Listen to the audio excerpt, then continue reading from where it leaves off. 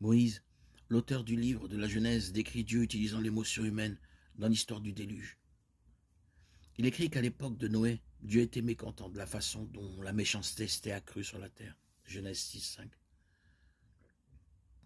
Pourtant, avant de juger extérieurement le monde avec de l'eau, Dieu pleura intérieurement sur les transgressions de l'humanité.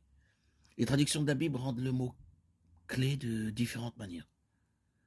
Et les hommes, les femmes et les enfants sont dans le déluge.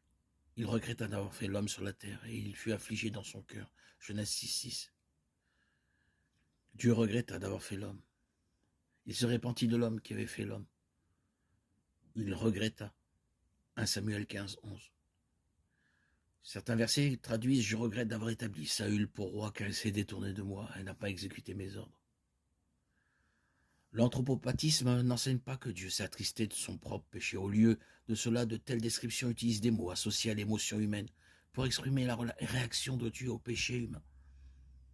Confirmant cette explication, le même passage qui dit que Dieu regretta d'avoir fait de Saül un roi déclare sans ambiguïté que Dieu n'éprouve pas de regret et de repentir comme les gens.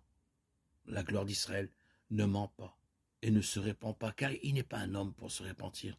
1 Samuel 15:29. Ainsi, les descriptions de Dieu qui regrette et se répand